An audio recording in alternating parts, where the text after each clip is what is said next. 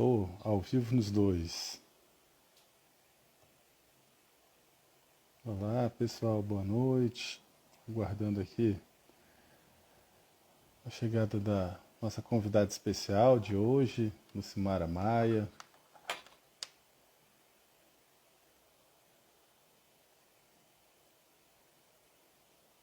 Vamos lá, só aguardando a gente começar aqui no... Aqui. Boa noite. Seja bem-vindo.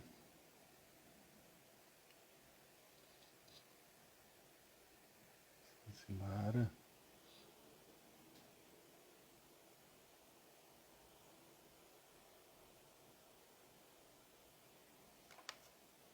Aqui, boa noite.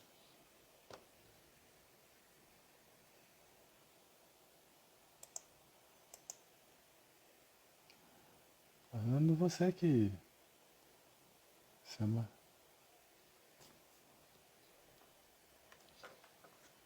Aqui, chegou.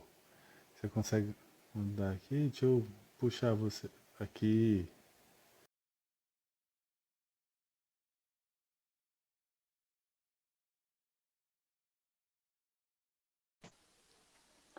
Oi. Aí.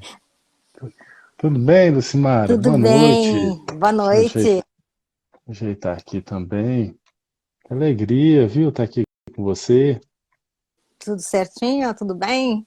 Tá, aqui tá ótimo. Eu vou só que abaixar o meu outro som. Prontinho, vamos lá. Maravilha. Hoje estamos aqui com a alegria de estar com a Lucimara Maia. Vai falar um pouquinho para a gente da, da palestra, que foi da sua palestra, Lucimara, né? Que foi o seu tema lá no COIS, no primeiro congresso online de educação sistêmica. Foi muito interessante, foi muito bom, né, ter a presença de pessoas tão bacanas, tão disponíveis, né, para trazer de uma forma tão clara e tão simples como é que essa abordagem atua dentro do sistema escolar, dentro do sistema familiar e como é que isso pode colaborar. E acho que a sua palestra foi muito feliz nesse sentido, né? O tema, né? O seu aluno não aprende. E agora, professor, o que fazer? Mas antes da gente começar a falar da palestra em si, de tocar nesse nosso tema de hoje, eu vou até escrever aqui. Enquanto eu vou escrevendo, se apresenta, fala um pouquinho de você para gente, Lucimara. Ok. Boa noite. É um prazer estar novamente aqui com o IDESV, falando um pouquinho sobre o meu trabalho, sobre a minha caminhada nesse instituto e que muito contribuiu para a minha formação como educadora sistêmica durante esses anos, né? A minha formação vem de muitos anos, né? Eu sou psicopedagoga, a minha formação é pedagogia. Comecei já há mais de 35 anos nessa área da educação. E aí, com o passar do tempo, né, trabalhando na educação especial, trabalhando no hospital infantil como psicopedagoga, eu senti muita necessidade de olhar para aquelas crianças com transtorno, com doenças, muitas vezes, com quadros, com patologias que não dávamos conta para atender e para investigar o que estava acontecendo com ela.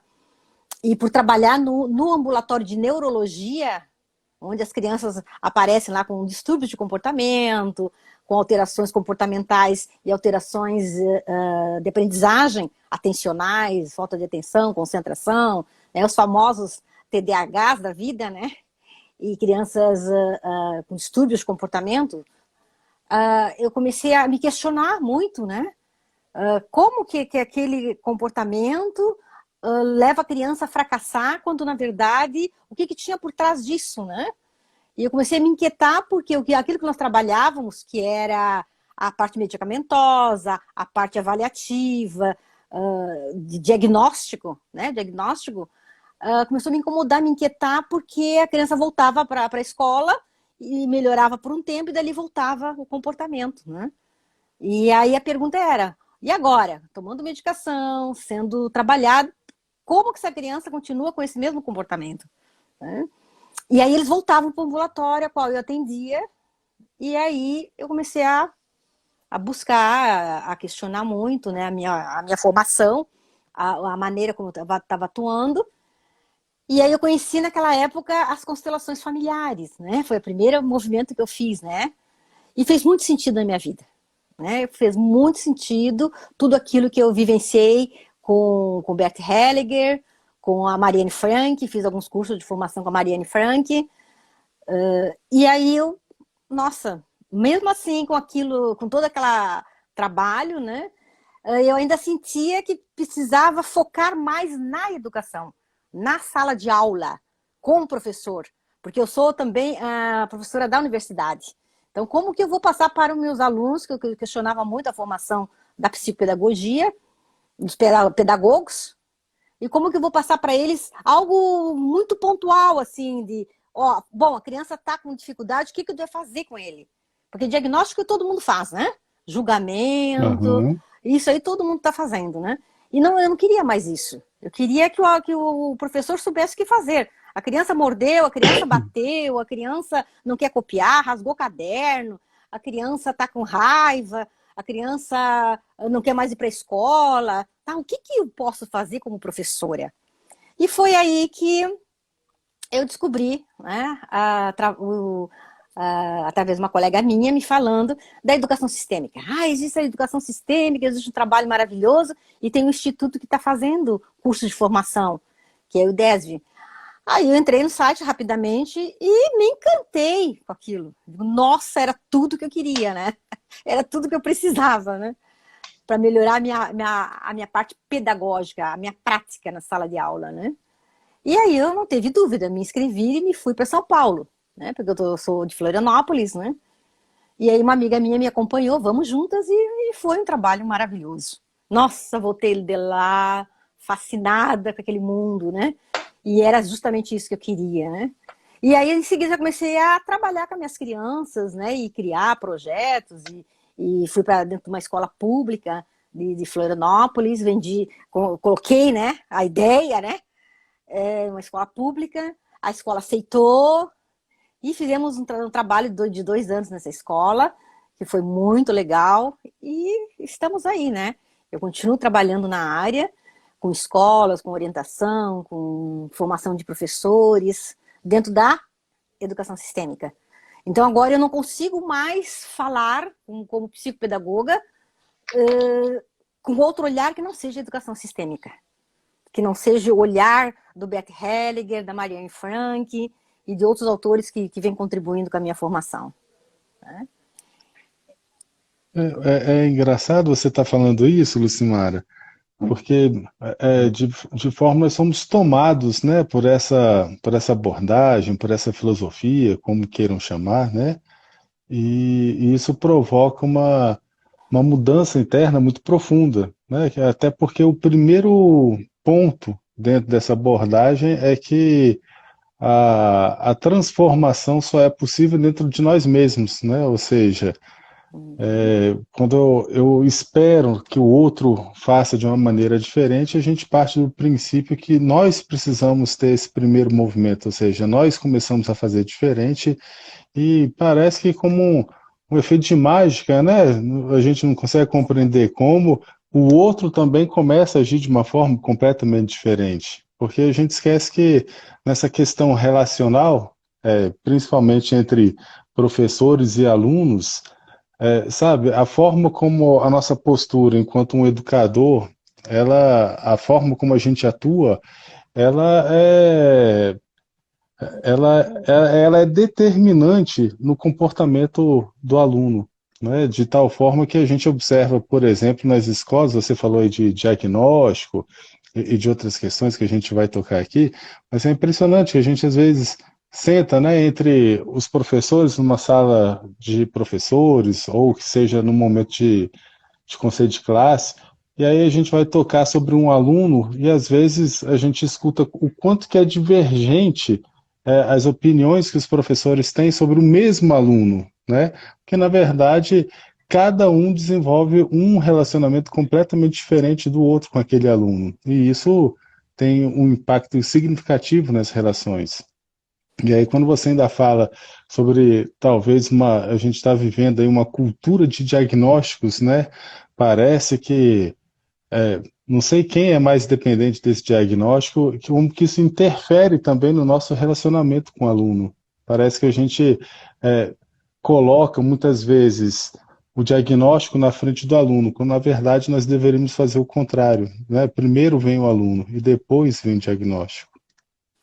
É essa abordagem que eu levo para os cursos de formação de professores, para os psicopedagogos que estão vindo aí, os pedagogos, para essa mudança de olhar. Então, quando eu entro com a educação sistêmica, mostrando, sim, né, vamos, que eu também coloco assim, ó, não desconsiderar que existem crianças autistas, existe crianças com patologias muito pesadas, né, com psiquiátricos, com coisas que nós, educadores, temos que olhar com respeito, mas que a gente não fique apegada a esse diagnóstico, que a gente comece a olhar essa criança do ponto de vista das possibilidades, né? Exatamente. Daquele movimento da inclusão. Tá, vamos incluir essa criança que não está querendo copiar, que não está querendo vir para a escola, que briga com o professor, de que jeito que eu vou fazer? Porque se eu olhar para o diagnóstico, eu vou dizer o quê? Ah, ele está batendo, ele está gritando, ele não quer porque ele é autista, ele não quer porque ele tem um TDAH, é um hiperativo. E aí acaba o quê? Não se fazendo, né? Não se fazendo nada. Ou então se fazendo coisas que de repente não contribuem para a formação dessa criança, que cada vez mais exclui. Então, quando a gente tem, tudo bem, vamos respeitar os médicos, as áreas, né? Vamos respeitar, mas vamos, enquanto educadores, fazer algo, e é algo pontual, e já, né? Não esperar. E a educação sistêmica, ela traz essa abordagem metodológica, ela traz uma postura, ela traz uma atitude frente àquilo ali que está acontecendo. Né? A criança não quer copiar, e daí? O que eu vou fazer? Vou mandar para a direção? Vou dizer para a mãe, não copiou a tarefa, mandar na caderneta de novo dizendo isso? Né? A gente não quer mais isso, não cabe mais isso. Né? E eu oriento as escolas e continuo vendo atitudes desse tipo. Né? Chamando os pais para dizer, teu filho não quer copiar, teu filho bateu, teu filho mordeu, teu filho cuspiu no amiguinho. Não cabe mais isso. Está no momento de os professores, de nós, observar que existem outras abordagens que trazem o que fazer. Por isso que eu fiz o chamamento, né? Professor, e agora? O que fazer? Nós podemos fazer muitas coisas, mas a partir do momento que eu tenho conhecimento. Eu tenho que ter conhecimento. E a educação sistêmica, ela traz aquele conhecimento de ação. Tá, o menino cuspiu, e agora? Bateu no amiguinho. Não cabe mais ficar pedindo desculpa, perdão, beijo amiguinho. Beijo amiguinho. Amanhã ele vai morder de novo. Depois da manhã ele vai bater de novo. Tá? Então, o que nós podemos fazer, professor? Né? E quando eu comecei a conhecer a educação sistêmica, veio assim, né? Agora nós temos algo que a gente pode criar em cima. Fazer um movimento diferente. É Né? Então, verdade. ok. Perdão, pode continuar. É por Eu isso, só ia. por isso que eu digo assim, ó, ele é um instrumento de força para o professor e para as famílias. Mas eu só posso tomar, isso eu aprendi, né?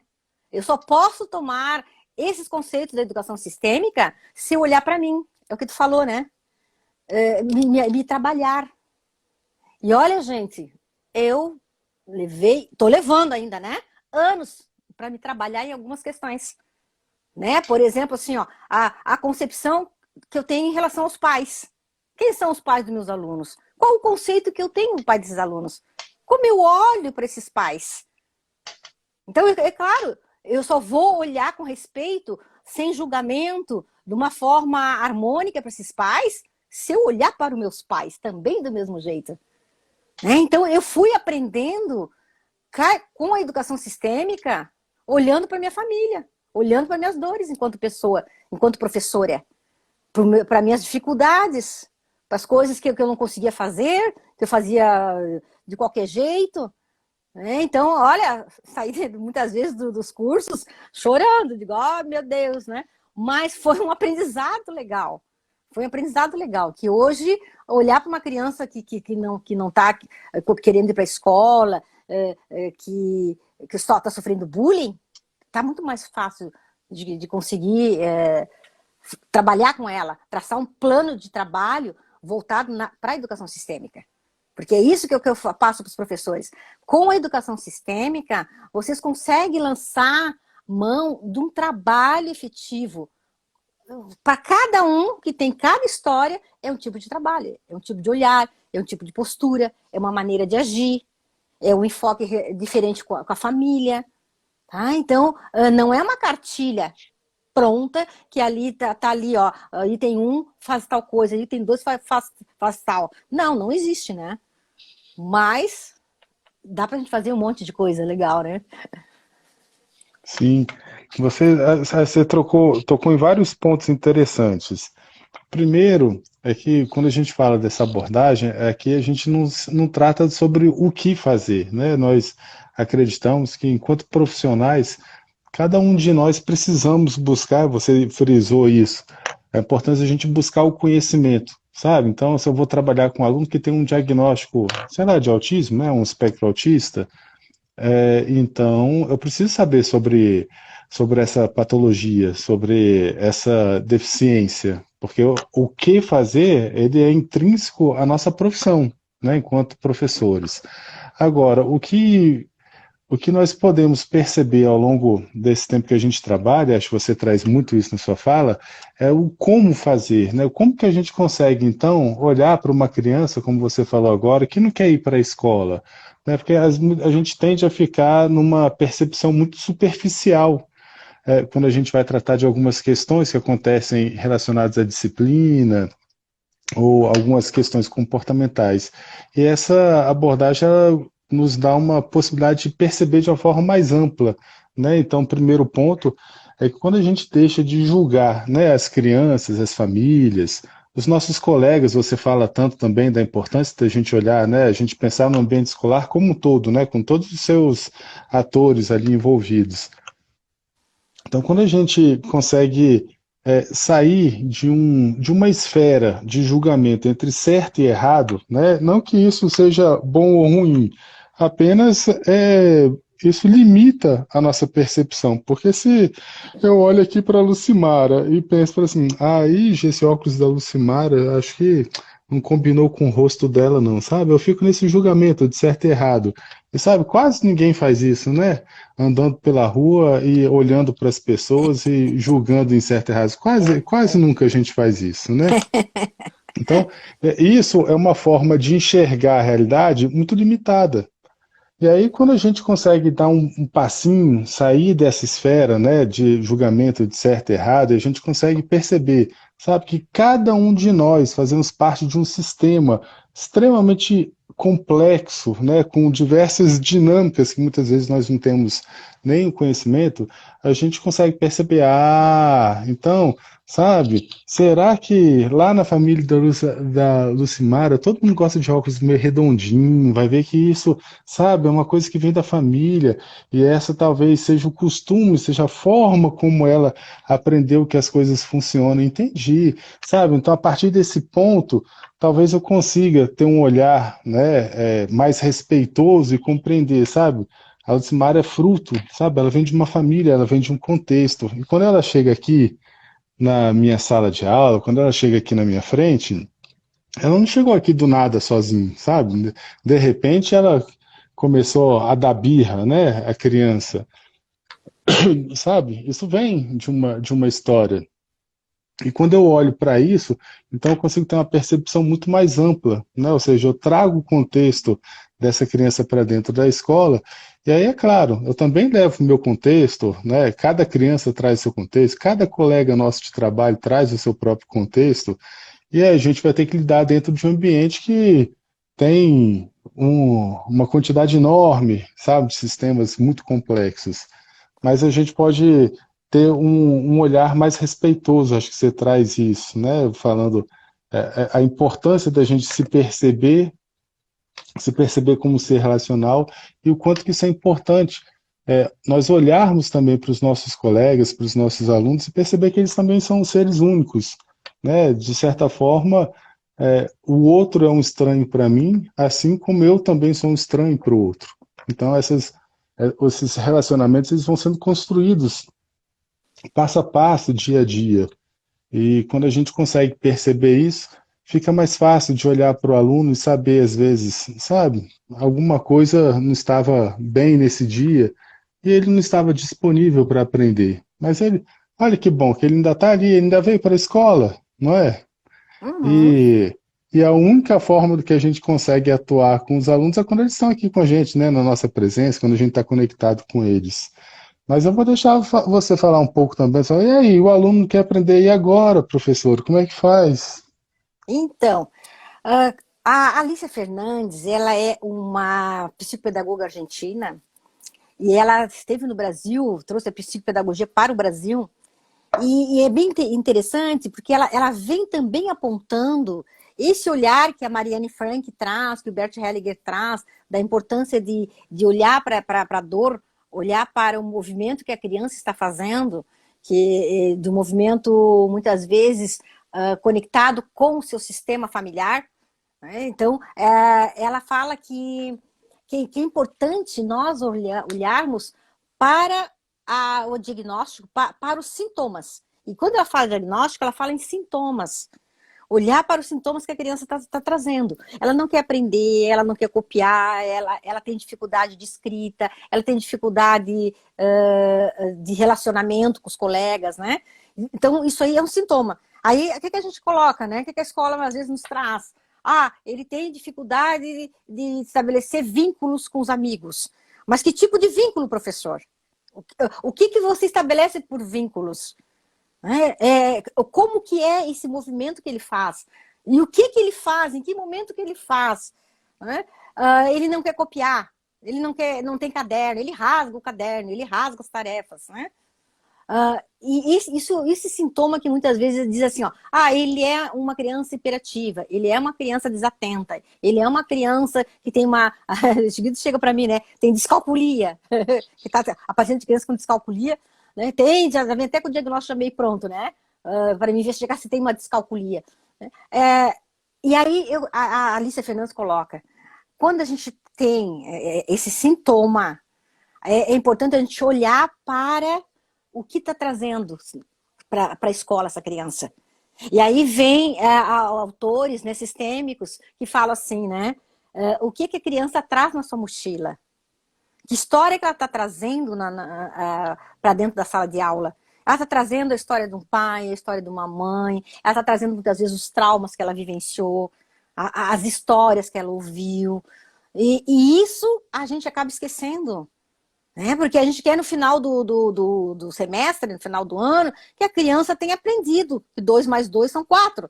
Né? E a forma, esquece do movimento que, para chegar a esse processo, precisa de muitas coisas. Né? E a Alicia Fernandes traz isso. Vamos olhar essa criança do ponto de vista familiar, sistêmico, de onde que ela veio, que meio que ela vive, nesse movimento de incluir, né?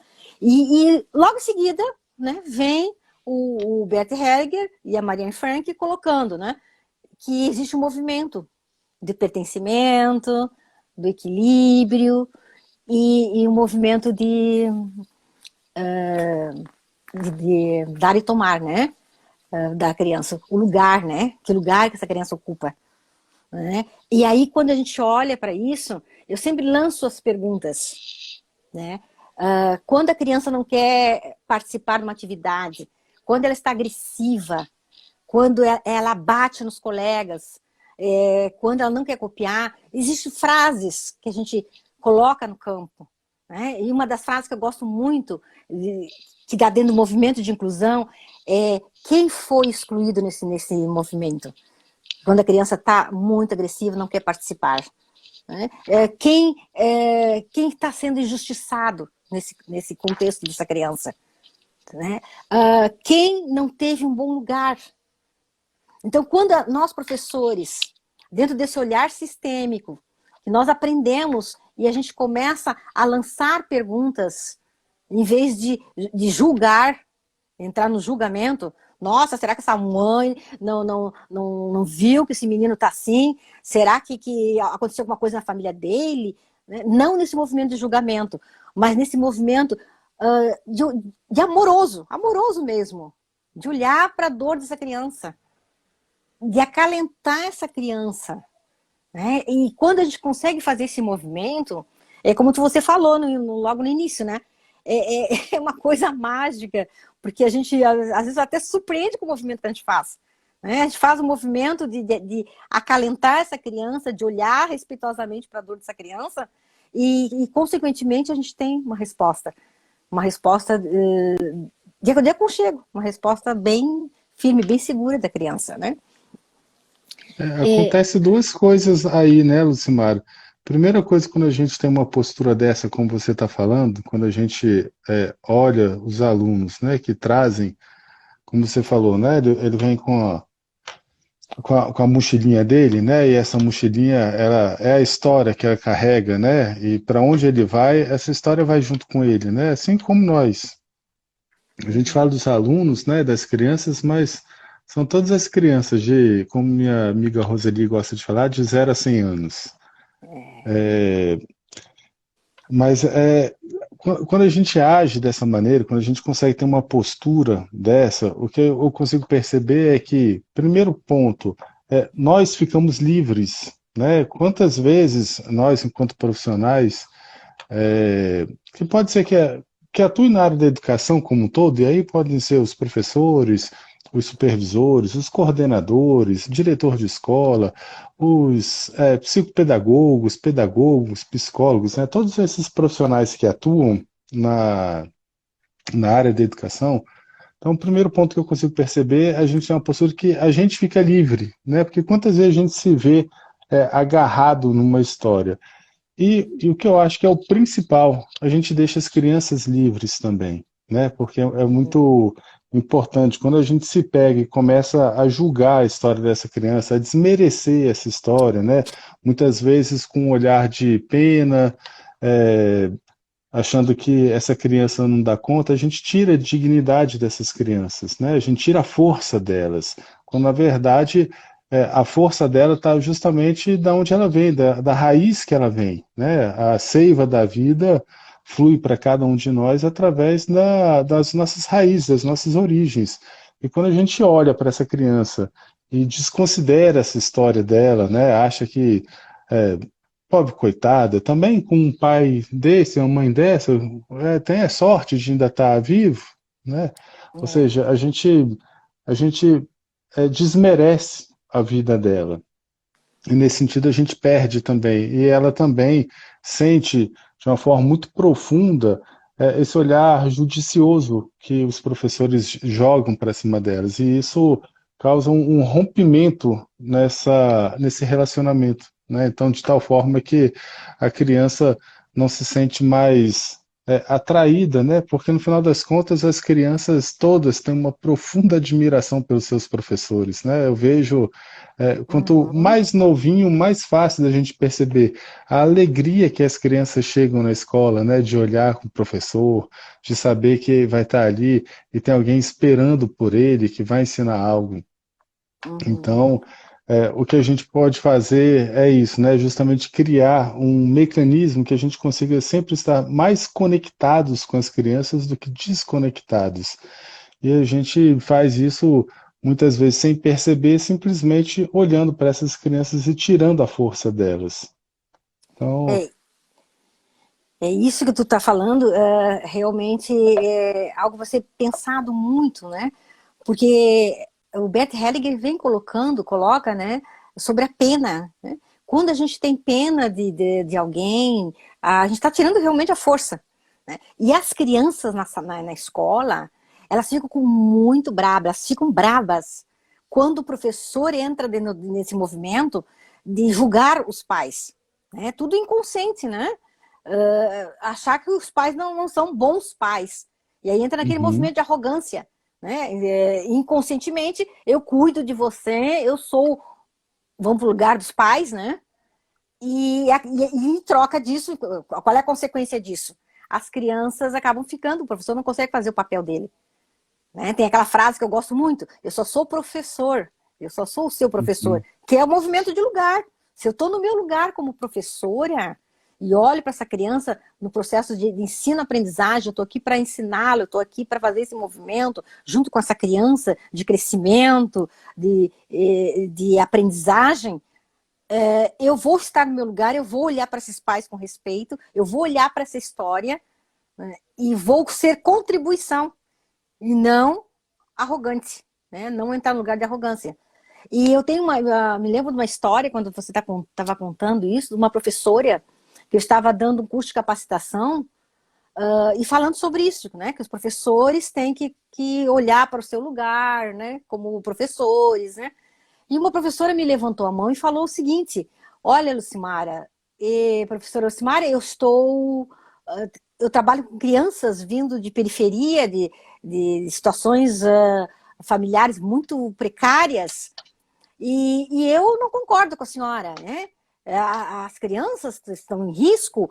Eu digo, ok, mas olha para esses pais, você consegue olhar para esses pais respeitosamente? São ex-presidiário, mães muitas vezes envolvidas com prostituição, mas você consegue olhar com respeito para esses pais? E ela, bem assim, braba comigo também, né? Não, eu acho que tem criança que tem que ser tirada da família para ter um destino melhor, né?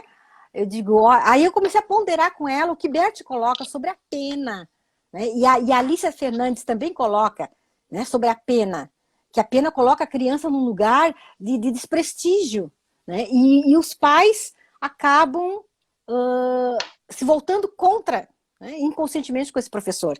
E eu digo, olha, dentro desse movimento, a qual você não sabe o seu lugar, existe o perigo também de você adoecer, porque você também está fora do seu lugar. E ela levou um susto quando eu falei isso. Né? Primeiro, a raiva, vai vir muita raiva, né, dos pais em relação a você, da própria criança não vai aprender com você, e você vai acabar adoecendo. E ela olhou para mim e disse assim, eu já adoeci. Eu já adoeci. Né? Eu estou afastada da escola porque eu tive um AVC com 30 anos. Eu disse, olha, então é importante você olhar esse movimento. Quando eu não consigo fazer esse movimento, gera consequências. E a educação sistêmica traz para nós isso, né? A partir do momento que tu consegue trabalhar com atitudes, com postura, tem consequências. Né? Se tu trabalhar com a educação sistêmica, tu vai conseguir resultados positivos. E se tu olhar para as leis, né, do pertencimento, do lugar, e o equilíbrio, né, do equilíbrio de dar e tomar, e não conseguir trabalhar com isso, você entra também no movimento, que é bem destrutivo, né? De adoecimento, de não querer mais ir para dar aulas.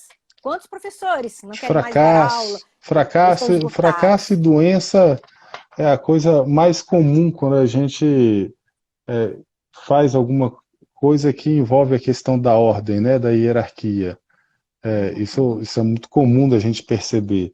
E você falou uma coisa interessante, porque não é só um movimento de exclusão, né? É interessante quando, enquanto professores, a gente julga os pais, além de ter uma questão aí de exclusão, de pertencimento, tem a questão da ordem, né? Porque, na verdade, o professor, quando ele faz isso, quando ele acha que aquele pai não é o pai certo para a criança, na verdade, o que ele está querendo dizer, de forma profunda, é que eu sei ser um pai melhor do que o seu pai, né?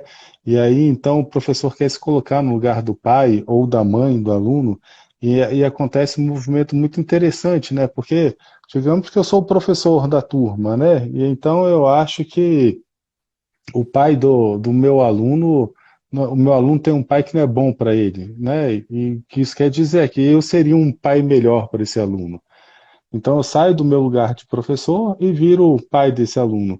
E aí acontece uma coisa interessante, porque cadê o professor para o restante da turma? Porque eu virei pai desse aluno. E o restante da turma agora ficou. Esse aluno perde o pai dele e todo mundo perde o professor. A escola perde o professor, a turma perde o professor, a secretaria de educação perde o professor, todo mundo perde o professor. E às vezes a gente toma um susto da simplicidade que é quando você falou, né?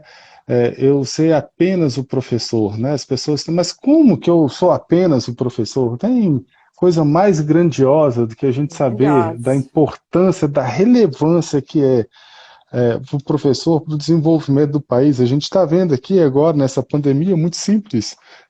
Tá muito clara a importância da escola, dos professores, o quanto que isso vai provocar, né? A gente vai ter um problema sério de atraso cognitivo durante alguns anos, mas é o professor que faz essa ligação, né? É o professor que está ali para fazer isso. Então, ser apenas professor, sabe, é a melhor coisa que poderia acontecer dentro de uma escola, porque eu, de fato, não preciso ser pai de nenhum de aluno, eu não preciso ser o psicólogo, né? As escolas têm psicólogos, tem serviço de psicólogo, mesmo no serviço público, eu não tenho a preparação, não tenho a capacidade, a capacitação para ser psicólogo, então, sabe?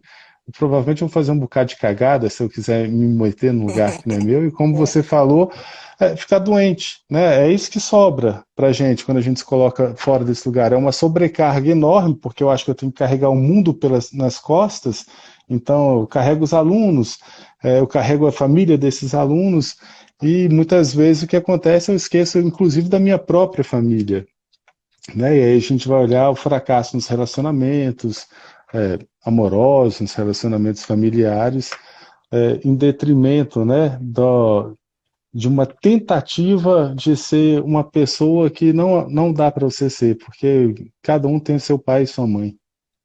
é por isso que a Marianne Frank e esses autores que estudam a educação sistêmica falam, né, de que a educação sistêmica ela é um movimento para nós. Então, quando eu olho, né, para o aspecto do pertencimento, para trabalhar com meus alunos, a questão do dar e tomar, né, do equilíbrio e o lugar, e quando eu olho para isso, eu tenho que olhar para o meu movimento. Qual é o meu movimento dentro da minha família, né, de pertencimento? Porque as relações estão todas. É uma teoria dos relacionamentos. Né? Uhum. Então, como que eu estou dentro do meu movimento familiar? Da minha casa, com a minha família, com meus pais, com meus irmãos, com o marido, com os filhos, para que eu possa organizar isso de uma certa forma e tomar até consciência, porque é uma tomada de consciência para que eu possa levar para o meu trabalho, para a minha vida profissional. Seja na empresa, na escola, em qualquer lugar que eu estiver, essas leis estão vigorando. Então, por isso que ele é um estudo profundo. Quando eu entrei no curso, eu levei um susto muito grande, porque assim, eu fui trabalhar questões que eu não tinha pensado, assim, mas fui trabalhar assim, né, com cartilha mesmo ali, né, fazendo exercício. Eu gostei muito disso para poder me conectar com aquilo que na escola eu iria me conectar. Então, primeiro eu precisava olhar para minhas origens, olhar para toda a minha história, pontuar. Eu sempre digo para os alunos, né? Entrar é um trem com uma estrada longa. Então, quando eu começo a botar as coisas nesse trem e entrar na estrada, né? Só tem um caminho, levar para o sucesso. Ele vai. Ele vai se moldando naquele trilho, ele vai para o movimento. Não tem mais como desver as coisas. Não tem como mais, não, eu não sou mais sistêmica, não gosto. Não tem mais como. A partir do momento que a gente olha para essas leis, que a gente começa a mudar a postura enquanto educador, pautado nessas leis, não tem como ser um profissional de outro jeito, né? E o julgamento, né? Que tu falou assim, eu gostei muito disso, porque o julgamento ele é um grande vilão. Eu considero, assim, na área da educação, um grande vilão. E eu me lembro, assim, há alguns anos atrás, eu não era né, sistêmica ainda, né? Eu trabalhava na educação especial, com crianças com paralisia cerebral, crianças de difícil manejo, porque a gente estava aprendendo também a lidar com essas crianças, né?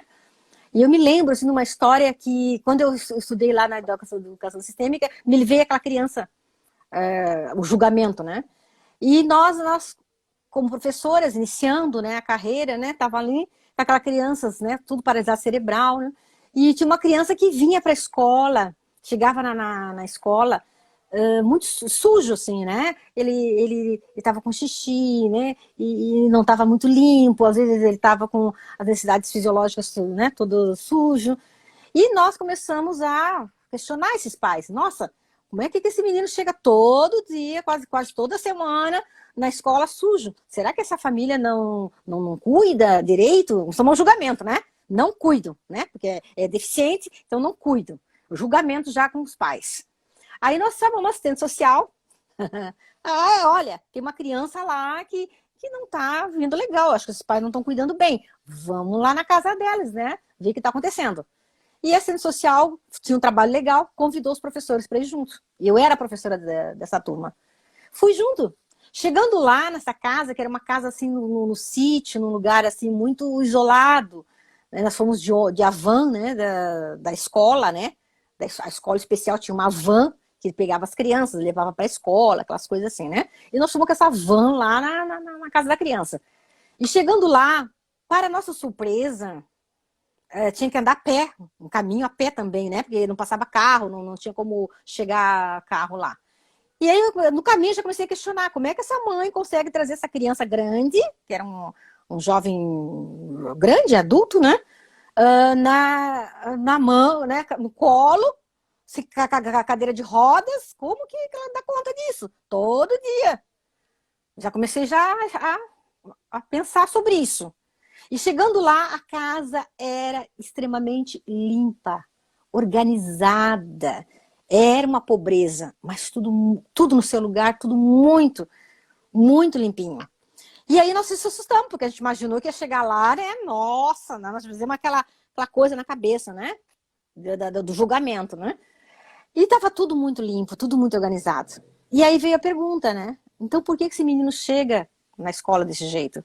E aí a mãe contou que, como ela mora muito longe, esse menino é colocado na van muito cedo. É um dos primeiros a ir para a van. Então, o horário que ele faz as necessidades fisiológicas era o horário do movimento, de chegar até a escola. Então, essa criança, é claro que ia chegar toda vez lá na escola daquele jeito, né?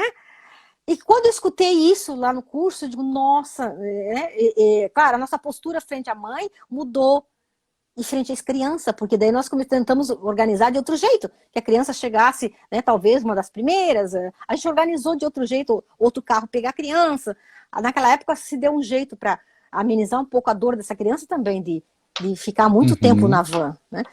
E para nós foi um aprendizado do não julgamento, né? Porque o que nós tínhamos imaginado da mãe? Não está dando conta, talvez tivesse que, né, a professora tirar da família, talvez não estando do conta, né? Então, o não julgamento, investigar, ir lá ver o que está acontecendo, entrar em contato com a família, para tentar buscar soluções, né? Que não era a professora, mas sim o serviço social, né? Que foi as pessoas indicadas para fazer serviço. Né? Então, quando tu fala sobre julgamento, eu acho importante o professor estar nesse lugar dele, né, sem julgamento, para poder dar conta do recado, né? E para nós ficou leve e para a família ficou leve. O julgamento é um grande limitador, né, da nossa percepção. Ele limita muito. E a gente fala tanto, Lucimara, de inclusão, né? A gente fala tanto da escola, da importância da escola trabalhar a inclusão, né? E aí você falando isso me traz muita clareza. Que, na verdade, o movimento de inclusão, sabe, ele começa um passo muito atrás daquilo que a gente imagina dentro do ambiente escolar. Porque a gente imagina que nós vamos trabalhar com a educação inclusiva, que é incluir os alunos com necessidades educacionais especiais, isso é inclusão. Isso é inclusão. A gente vai incluir aqueles alunos, né, que têm mais dificuldade, ótimo, isso é inclusão. Mas sabe, isso só é possível, né, quando a gente fala de inclusão, quando a gente puder olhar lá para o nosso contexto, para a nossa história, e incluir toda a nossa história, sabe? Porque quando você conta essa história desse aluno que mora num ambiente difícil, sabe? Que para ele chegar, só de ir para a escola, né? Isso acho que o fato desse aluno estar na escola já é uma vitória muito grande para a família, para os professores, para o próprio aluno, né? Mas a Hum. nossa dificuldade é que muitas vezes a gente esquece que na nossa história provavelmente em algum momento isso também aconteceu, talvez um pouquinho diferente, né? Então, se a gente pudesse olhar para a nossa história, eu digo a nossa história, aquilo que nos compõe mesmo enquanto seres humanos, né, olhar para toda essa história, tudo isso que veio antes, e a gente puder incluir como foi, da forma como foi como foi possível que a vida chegasse até mim.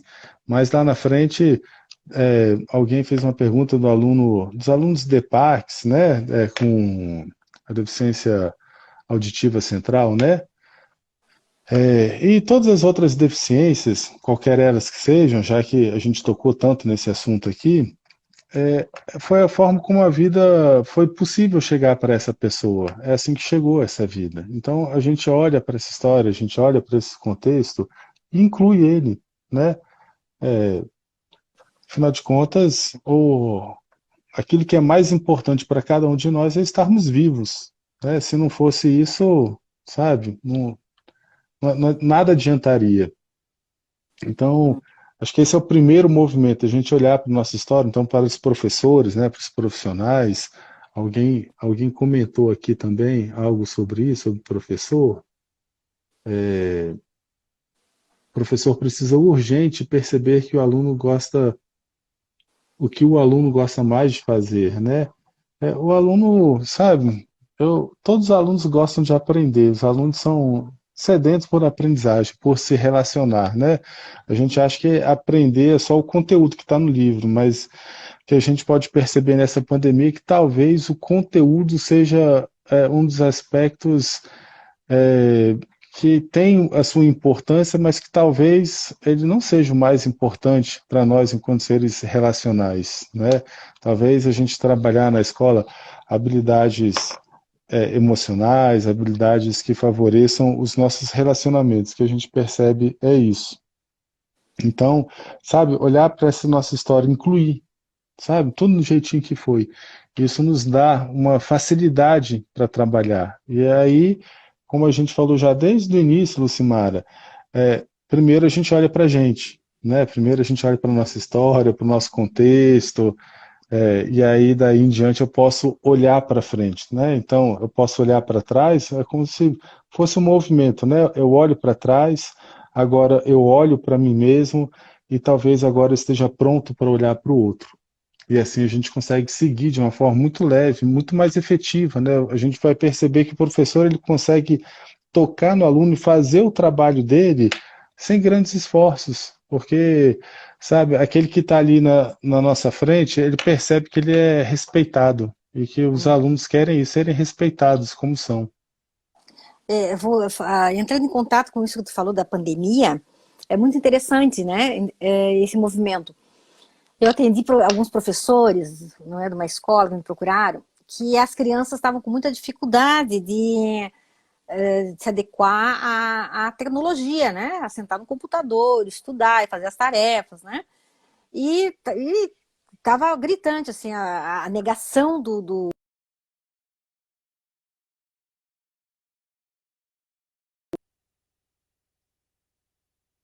para vocês, professores, né, esse movimento. Uhum.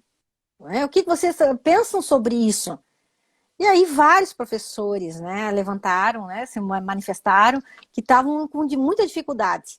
Muita dificuldade. Tinha professores que estavam adoecendo, né, com a cobrança, com o movimento que tinha que ser. Eu digo, tá aí o movimento, né? Então, primeiro a gente tem que trabalhar com vocês, esse movimento, que é um movimento de inclusão. É a inclusão da Uhum. tecnologia, inclusão dessa nova forma de ensinar, se despedir. Não que o velho, porque não é velho, né? Vai continuar existindo a educação da criança na escola, isso vai continuar existindo, né? Essa modalidade. mas é incluir o novo. Né? E quando você começa a incluir o novo, vai ficando mais leve. E as crianças vão percebendo isso. Né? Então, vários professores levantaram, nossa, faz sentido, né? Porque eu estou, né, decepcionado com isso aí, né? E é isso que tu falou, é do jeito que é, foi do jeito que foi, né? E vamos olhar para frente para poder se adequar ao que está vindo aí, ao novo. Né? E você imagina, se está sendo difícil para os adultos, imagine para as crianças também, porque a gente reclama que não tem um ambiente adequado para poder fazer o nosso teletrabalho, né? Eu estou em teletrabalho até hoje, eu sou da Secretaria de Educação aqui do Distrito Federal também. É, e é difícil, né? A gente não tem um espaço adequado, todo mundo foi pego de surpresa. Mas sabe, as crianças também foram pegas de surpresa, e muitas vezes Isso. elas também não têm o seu espaço adequado nas suas casas, Uhum. é, também vivem, sabe, essa mesma dor, essa mesma angústia. Mas talvez, por um tempinho a mais de experiência que a gente tenha, talvez a gente consiga ser, sabe, um pouco mais autônomo nisso, né? Acho que a gente tem essa questão da autonomia, ela é muito forte. Uhum. E as crianças dependem ainda de um outro adulto. Tanto exemplo disso que elas vão para a escola e dependem, de certa maneira, dos professores. E nas suas casas elas dependem dos seus pais, né? E que os seus pais também foram pegos de surpresas. Então, sabe, a gente precisa compreender que isso é uma dificuldade que foi para todos os lares, né? Uhum. Independente de qual lado da moeda que a gente esteja, todo mundo enfrentou e continua enfrentando essas dificuldades. E é um movimento longo, né? É um movimento realmente de inclusão, porque ele está aí para ficar, né? As aulas remotas estão aí para ficar. Eu me lembro que algum tempo atrás, na educação especial, nós vínhamos tentando convencer a Secretaria de Educação a fazer aulas remotas para as crianças com deficiência, que não tinham condições de ir para a escola. E era uma coisa que difícil de ser adaptado, porque demandava muitas coisas, né? Então a gente sempre conseguia através da justiça, coisa e tal, um movimento mais que obrigatório, né? E hoje não, hoje se fala na possibilidade da aulas remotas ser também um instrumento, né? Então a gente vai ter que adequar, se incluir, né? Colocar no coração, porque tá aí para a gente poder dar conta, né? E eu sempre digo, né? A educação sistêmica, ela nos possibilita isso, né? De a gente olhar devagar, porque no começo a gente, ai, que horror, não dá. Mas quando a gente começa a pensar sobre isso, a gente vai começando aos pouquinhos a administrar aqui, né? Aqui a coisa não funciona muito rápido, né? Mas aqui, quando chega aqui, ela vai, a gente vai conseguindo administrar, né? Isso é legal. Mas assim, ó, voltando aos professores, né, a formação dos professores, eu sempre digo assim, ó, é importante a gente ter um plano de trabalho para a gente poder colocar essa criança no seu lugar, né? Então, quando eu digo assim, quando eu recebo uma criança com queixa de que não consegue se adequar, tá brigando, tá com birra, tá com dificuldade relacional com os coleguinhas, né? Sempre o movimento é de olhar para essa criança com os pais, colocando os pais atrás dessa criança. Essa criança tem uma história, né? Vamos olhar com respeito para essa história. Né? E aí eu coloco, professora, a importância de criar instrumentos. Eu trabalho muito, né, com a criação de instrumentos para poder trabalhar na sala de aula. Né? O aspecto teórico, o aspecto filosófico da educação sistêmica é muito, muito legal, né? É importante conhecer. Mas e daí, o que eu faço com aquela criança? Como que eu abordo essa criança para que aquilo que eu acredito possa fazer parte da vida dela, né? Possa ela internalizar aqueles conceitos do que eu acredito. Né?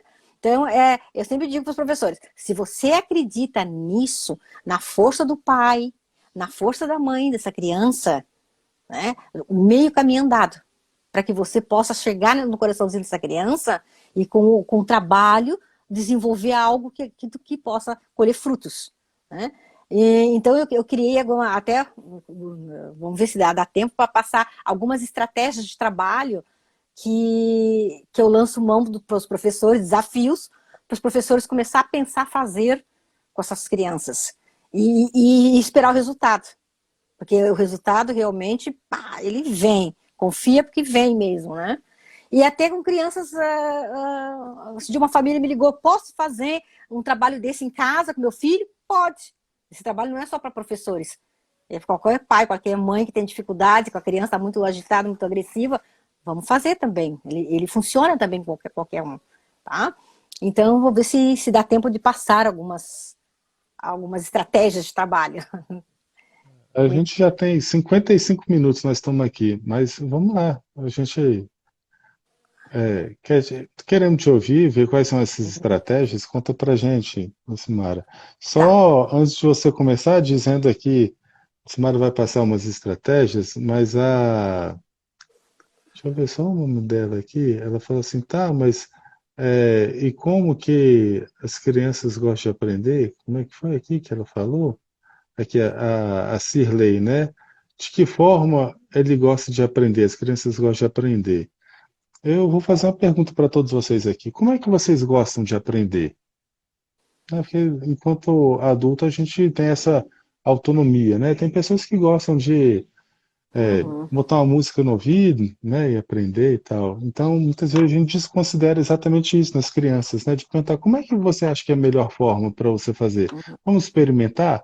E aí talvez você vai dar uma ideia que não seja tão boa, né, mas a gente experimenta e a gente pode fazer, porque eu acredito que a escola é o ambiente das experimentações, né, a gente não tem certo nenhuma coisa que funcione para todo mundo. Cada um funciona de uma forma completamente diferente do outro. E o quão rico, né, quão enriquecedor seria se a gente tivesse um ambiente que nós proporcionássemos, né, aos alunos diversas formas e que cada um pudesse, sabe, construir o seu próprio caminho por intermédio do professor. Talvez a grande importância que a gente ainda não percebeu de nós enquanto professores é que nós somos mediadores do conhecimento. Né? Agora, a forma como o aluno vai fazer, isso é muito particular, isso é muito individual. Você está Se aí, a Simara? criança... Ih, está. Oi, Simara, oi? acho que. Opa, tá aí, tá. Ah, Porque tá, oi? tá rodando. Tá Ah, rodando tá. aqui, tá aí. Ok, tá Tá, aí, ok. Simara. Vai Uma coisa, lá. uma coisa importante é conhecer a criança, porque é aquele movimento, né? Quem é essa criança que eu estou dizendo que como ela aprende? Primeiro, conhecer essa criança. Quais são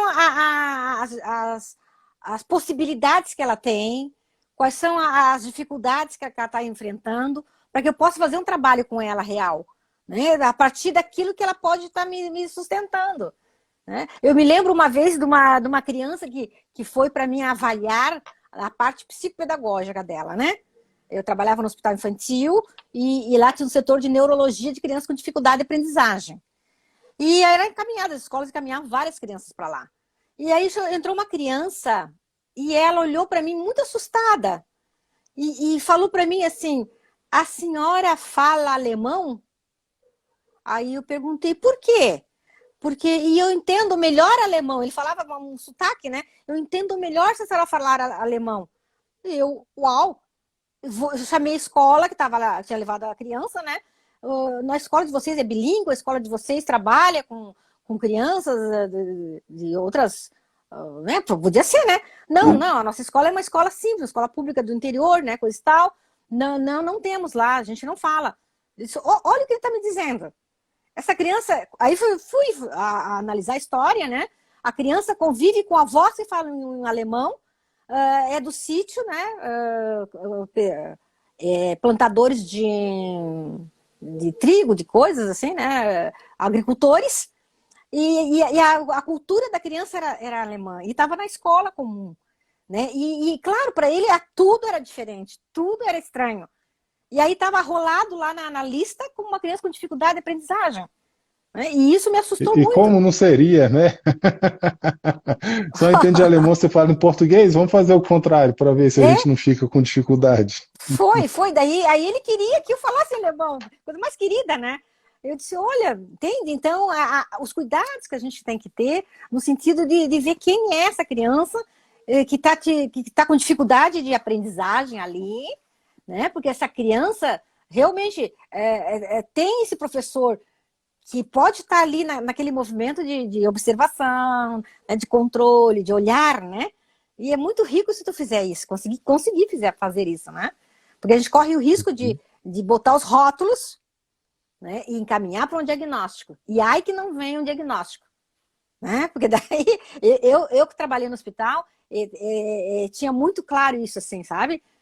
Quando eu comecei a mudar meu olhar, né, de sair foi um processo muito longo, assim, né? Muito doloroso para mim também, né?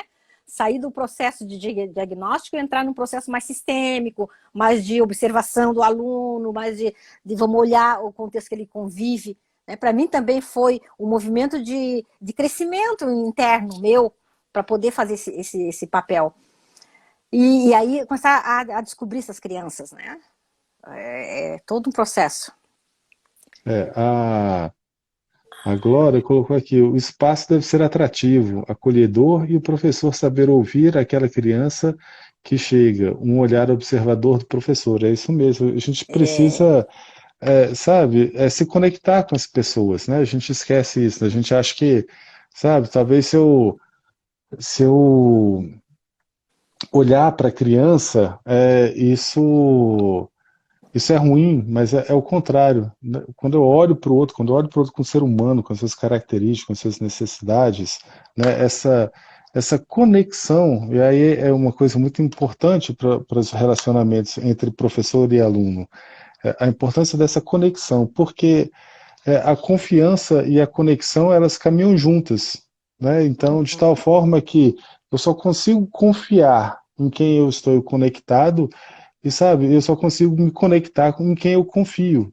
Então, o papel do professor, nessa postura do professor, deveria ser olhar para a criança e conseguir se conectar com ela, né? De tal forma que é exatamente essa conexão que vai poder fluir, né? Através dessa conexão que vai fluir todo esse desenrolar, esse caminhar de quantos anos as crianças ficam na escola, dentro desse ambiente de aprendizagem, e elas vão passar a confiar mais nos professores, e vice-versa, porque os professores também vão confiar nos seus alunos, sabendo que eles dão conta, sabe? Às vezes a gente não acredita muito na capacidade dele, porque a gente não está conectado com eles, mas quando a gente se conecta, a gente consegue olhar para eles e a gente consegue dar a tarefa certa, porque cada um consegue fazer, que a gente Uhum. confia nele, que dá conta. Uhum. E aí vem aquela pergunta, né? Como que o aluno aprende? E aí, professor, o que vamos fazer com isso, né? Ah, só para frisar, né? A primeira coisa fundamental é observar como esse aluno aprende. Né? Esse aluno, toda criança aprende. Toda criança aprende. Dizer que essa criança sentada lá e não aprendeu nada no ano letivo não é real. Porque essa criança aprendeu algo. É como tu disseste, essa criança foi para a escola. Ela estava lá presente. Né? Aí vem aquela questão. O que eu estou querendo que ela mostre? Ah, não mostrou o que eu achei que devia mostrar, ela não aprendeu. Né? Não, a gente observar tudo, todo o movimento que a criança faz. É um movimento de crescimento. Essa criança está aprendendo, sim. Agora, o que ela aprendeu, vamos olhar para isso. Vamos observar. Né? Se conectar, você falou certo, né? É isso mesmo, se conectar com essa fragilidade dessa criança, com esse movimento que ela faz de crescimento. Né? Buscar a história da criança. Eu sempre digo, você quer se conectar com a criança, busque a sua história. Construa com ela, para que ela olhe para a sua história também. Né? Se conecte com a força do seu pai, com a força da sua mãe, com toda a sua ancestralidade. E aí tem exercícios maravilhosos que a gente pode fazer com as crianças. Então você está se conectando com a criança e a criança está se conectando com a força que vai levar ela para a aprendizagem. Né? Porque o movimento é esse, né? Como que a minha criança aprende? Através dessas forças que estão gerenciando lá. Né? estar no seu lugar como professor. Né? Então, quando eu estou buscando a história da criança e eu estou no meu lugar, essa história dessa criança é uma história de força. Agora, se eu estou buscando a história da criança para julgar, para criticar, para, viu, não disse que tinha um pai lá que era isso, aí realmente não dá certo. Não dá certo, né? Então, eu faço um desafio para os professores, né? Porque minha formação, meu trabalho é formação de professores, né? De começar a fazer trabalhos com a criança para se conectar com a sua força. E aí tem vários trabalhos, né? Que eu vou citar alguns aqui, né? Um trabalho que é muito legal, que eu gosto de fazer, é a criança, a força, né? Se conectar com a força dos pais. Eu adoro isso aqui que eu faço com as crianças, né? Acho que dá para ver, né? Que eu faço. Se conectar com a Tá força, né? dando para ver. Aham. E botar na agenda, né? Então a criança faz, o pai faz, a mãe, ela pinta, organiza e bota na agenda dela, né? Nessa agendinha que ela carrega na escola, né? E nos cadernos dela, no material dela. E ali ela vai contar uma história do pai, a história da mãe. E aí vocês vão ter a surpresa, porque muitas crianças vêm dizendo, eu não tenho pai. Né? Eu não tenho. Mãe é mais difícil, mas a maioria diz: eu não tenho pai, eu não fui criado com meu pai, eu não sei quem é meu pai. Né? Então, quando tu começa a dar esse lugar para esse pai, nesse movimento de força para essas crianças, de que ela tem uma história e está se conectando com essa história, né? Essa criança vai ficar uma criança mais conectada com a vida, né? Com o movimento de ir para o mais. Né? Sim, Esse é é de uma. onde vem é a raiz das crianças, né? É o A que a gente raiz, a fala que raiz. é da onde flui a seiva da vida, né? Imagina uma, uma árvore, né? Uma mangueira, que ela decide, fala assim, não quero ser mangueira, não, quero ser bananeira, sabe? Aí ela sai lá da Uhum. sua raiz e vai para a raiz da bananeira, sabe? Sabe Não, que, não dá certo. Fabiana, eu trabalho com adultos também, né? Os adultos, quando chegam para mim no consultório, tu vê a dificuldade de se conectar com a força da sua raiz. Eu falo uma coisa bem essencial.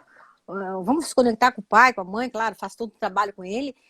Carregue na sua bolsa, na sua carteira, durante um tempo, a foto, a imagem do seu pai e da sua mãe. E um cliente disse para mim assim, eu tenho dificuldade de desenhar, porque meu pai morreu há muitos anos, eu não consigo mais ter a imagem do meu pai aqui. E aí tu vê que é um movimento que não é só aqui também. Né? Então, busca uma foto do seu pai, coloca na carteira. É como um movimento de força para você. E esse jovem, esse rapaz, fez esse movimento, né?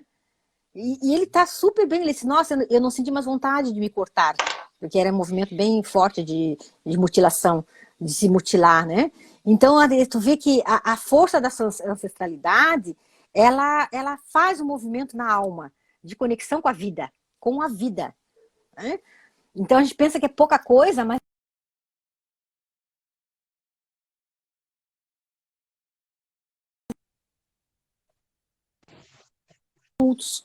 né? Para que eles possam se conectar com a sua força, né? Através do simbolismo, porque nós somos muito simbólicos. Né? Então, dizer assim, ó, vamos fazer isso, que é legal, faça aquilo. Não, os meus clientes e as minhas crianças vão para o simbólico, vão para o jogo, vão para tocar, vão desenhar, vão pintar, vão produzir, né? Porque é uma forma bem simbólica, bem pontual de se conectar com a vida, com a força, né? Outra que eu gosto muito, muito, muito de trabalhar, não sei se vocês conseguem ver aqui, dá para ver aqui a mesa? Muito Deixa eu ver. pouco. Ó, aqui, ó. Vou botar mais aqui acima. Ó, aqui. Sim, dá para ver. É. Então, as crianças, eu levo para as crianças bonequinhos, né? E nós chamamos, eles até já sabem, representantes, professora. Eles dizem, né? Representantes, que eu mostro para eles, são representantes. Para eles brincar com a família deles. Vamos lá, vamos brincar com seu pai, com a sua mãe, qual é o lugar deles, com os irmãos. Se você perder alguns irmãos, Ok, então vamos colocar esses irmãos, vamos brincar, ficar atento, porque no caso, eu sou consteladora, né? Claro, trabalho com outro olhar. Mas você, professor, educador, não precisa ser constelador. Para você trabalhar e fazer a criança colocar na ordem, né? O pai, a mãe, quem veio primeiro, o pai, né? O pai, a mãe. Você tem um pai, sim.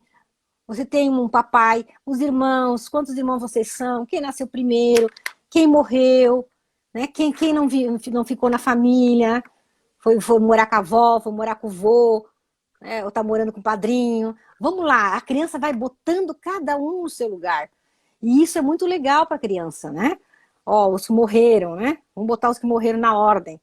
E você inclui a família, porque a família vai dizer para a criança, né? Ó, manda pesquisar, manda buscar. Aí a criança traz no outro dia para a escola. Ah, eu tive tantos irmãos. Ah, eu perdi tantos irmãos. Bota na sequência. Desenhar. Eles desenham. Eles gostam de fazer isso. E você vai fazendo aquilo exatamente. Esse é o movimento de fazer a criança aprender. Porque a gente acredita que aprender é aprender lá que 2 mais 2 são 4. Não é só isso. Esse é o movimento que faz a criança Isso. aprender. Tá? Exatamente, o movimento da inclusão, né, Lucimara? Sim, da inclusão. Lucimara, eu vou dizer que o nosso tempo aqui já extrapolamos o nosso horário aqui. Tá, ok. Eu Então, tá. queria pedir para você, não, se você pudesse fazer suas palavras finais, achei que foi ótimo a forma que você traz assistir a sua palestra lá do COIS, né, e você traz esse olhar dessa experiência que você tem em Uhum. escola, né, trabalhando com os alunos, direto você aparece lá seus videozinhos trabalhando com os alunos em sala de aula, fazendo os exercícios, né, e aí Isso. se você pudesse dar suas considerações finais para o pessoal que está aqui. Ok. Então, eu colocaria o seguinte, que dentro o que me fez olhar com outros olhos para a história de vida dessas crianças foi olhar para a minha história. Né? Então, quando eu comecei a me conectar comigo, com os meus ancestrais, de onde eu vim, né? A mãe África, os meus índios, meus portugueses, os espanhóis. Isso começou a trazer muita força, né? Então, a importância de nós se conectar com a nossa história e conhecer um pouquinho, conhecimento. O conhecimento traz para nós chão. Ele traz um movimento bem fácil, bem leve de ir para a vida. Né? Então, assim, eu só iria concluir com uma breve história, pode ser? Uma breve história para fechar, Claro. assim, né? Que eu conto até naquele trabalho que eu adorei. Quando eu estava, teve uma época da minha vida como professora que eu estava questionando a minha formação. Eu disse, nossa, eu trabalho tanto com as crianças, mas não sei para onde chegou, o que foi, o que não aconteceu com essas crianças. Fazem 35 anos que eu estou na área da educação, né? E aí eu me lembro, eu fui para a IDESB, né? Um curso em São Paulo, peguei o avião, e quando eu estou no avião, sentou do meu lado um jovem, e esse jovem não parava sentado, ele andava para lá, ele andava para cá, e toda hora pedindo para sair do lugar. E eu comecei a ficar incomodada com aquilo, né? Até que, em um certo momento, eu olhei para ele, e quando eu olhei para ele, eu me lembrei de uma criança que eu atendi há muitos anos atrás, né, no hospital infantil, que foi trazido porque ele era hiperativo, incomodava muito na escola e a mãe batia muito nele.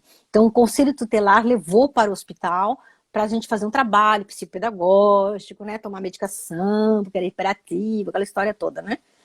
E eu me lembro naquela época que eu já estava começando o movimento sistêmico, né, com a Alicia Fernandes, né? Já conheci algumas posturas. E eu falei para a mãe: cadê o pai dessa criança? Onde está o pai dessa criança?